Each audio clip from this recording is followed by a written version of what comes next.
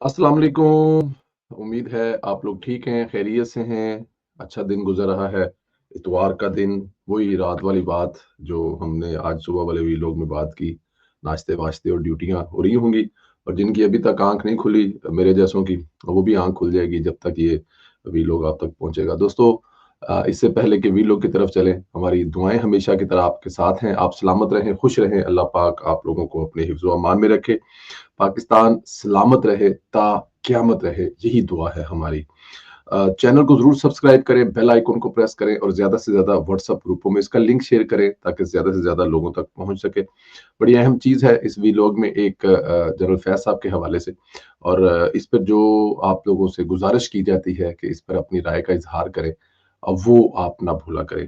दोस्तों फैज़ हमीद का मामला जो है वो अब तवील तो होता जा रहा है, इसमें कोई शक नहीं है, लेकिन एक बात कन्फर्म है कि ज़्यादा दूर नहीं है। उसमें महीना लगे, डेढ़ लगे, 2 लगे, बहुत सारे लोग बहुत सारी बातें कर रहे थे कि फैसला लिखा जा चुका है, सुना दिया जाएगा, इमरान खान की सज़ा, ऐसा कुछ भी नहीं है।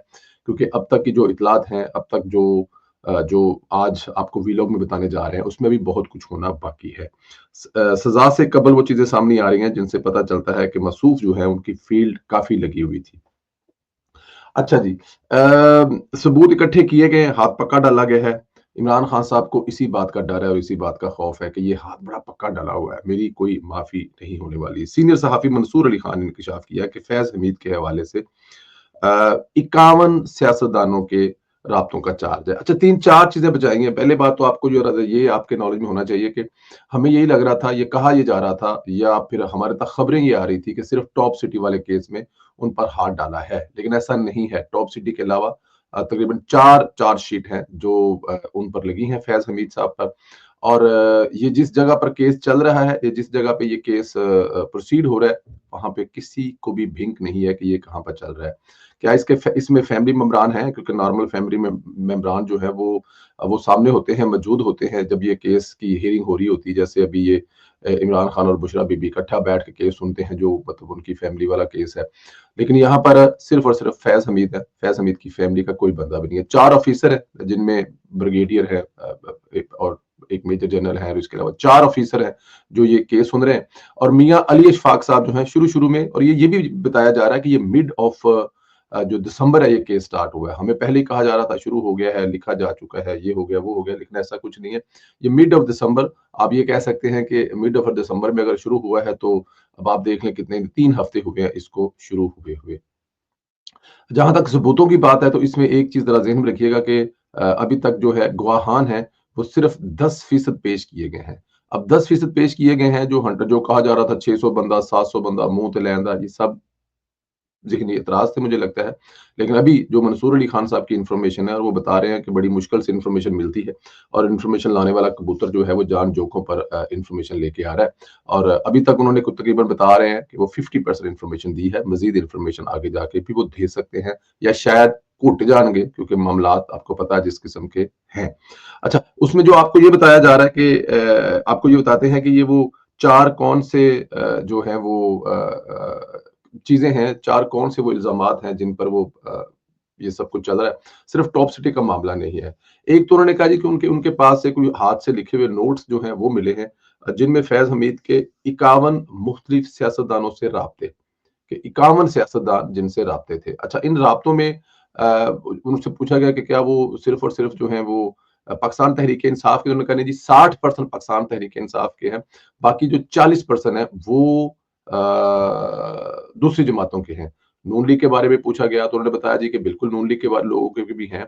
नून लीग की टॉप के लोगों के बारे में पूछा गया जैसे मरियम नवाज़ और नवाज़ शरीफ वगैरह तो वो अभी तक वहाँ पर खामोशी है। लेकिन हो भी सकते हैं क्योंकि हमारी इत्तलात के मुताबिक जनरल फैज़ हमीद साहब जो हैं वो ड्यूरिंग दी अपनी जो नौकरी है मियाँ मोहम्मद नवाज़ शरीफ से कॉल करके उनसे माफ़ी की इल्तमास करते रहे हैं, वीडियो कॉल पे रोते रहे हैं, अपनी बेटी की कस्में खाते रहे हैं, कुरान की कस्में खाते रहे हैं।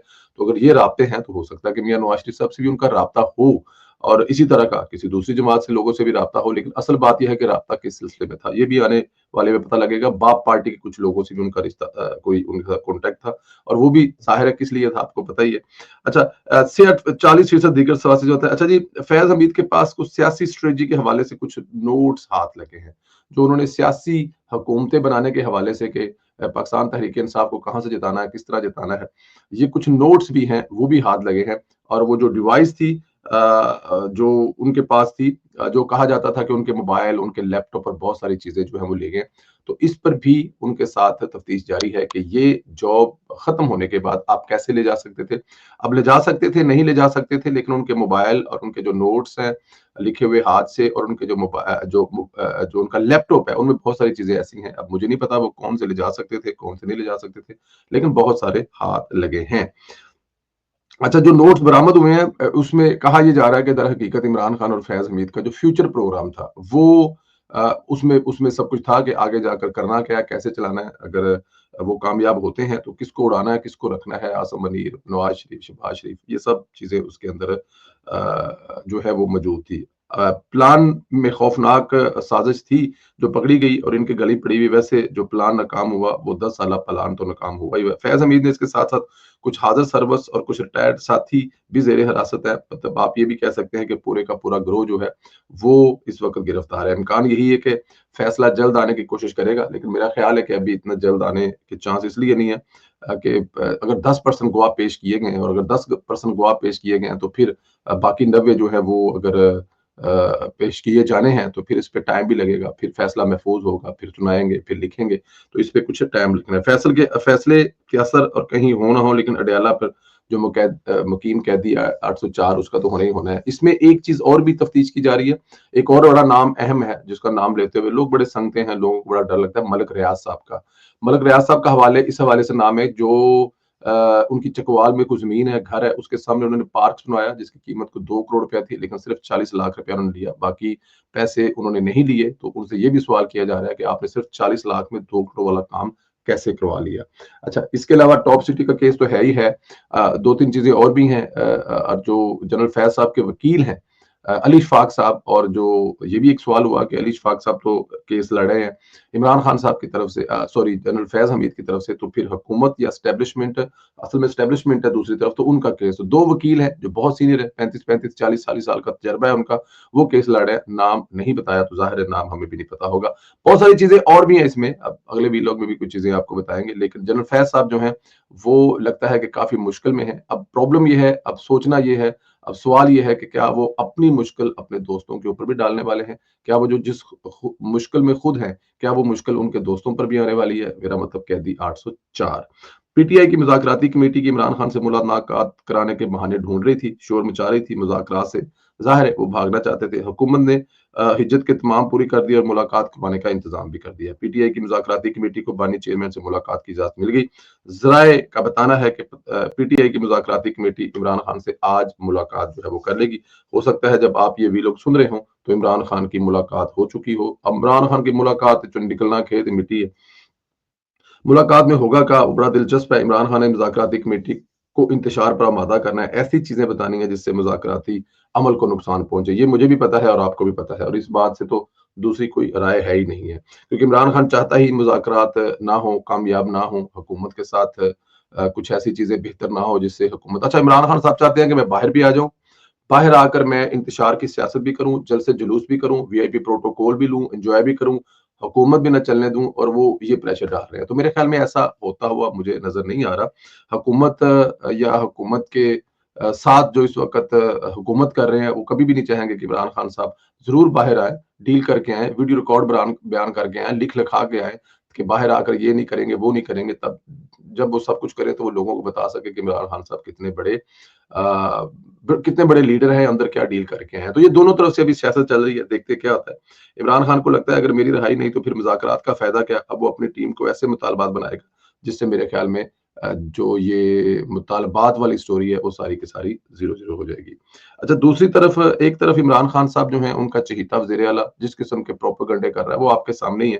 وسائل و اتفاق پر جو وہ وسائل ہے ان کو لے کر وفاق پر جو حملہ آور ہوتا ہے وہ آپ دیکھ سکتے ہیں کہ اب کس طرح کر کے آتا ہے۔ دوسرا، پنجاب کی بیٹی نواز شریف کا عکس مریم نواز جو ہے وہ ریکارڈ ساز کام کر رہی ہے۔ وزیر اعلیٰ پنجاب مریم نواز شریف پاکستان کے پہلے پروگرام پنجاب دھیرانی کا آغاز کر دیا ہے۔ تفصیلات کے مطابق پروگرام کا آغاز لاہور میں 51 اجتماعی شادیوں سے ہوا۔ نو بیاہتا جوڑوں میں 5 کرسچن دلہا دلہنیں شامل ہیں۔ وزیر اعلیٰ پنجاب مریم نواز شریف نے फर्दन तमाम जोड़ों को उनके पास जाकर मुबारकबाद दी और दुआएं दी।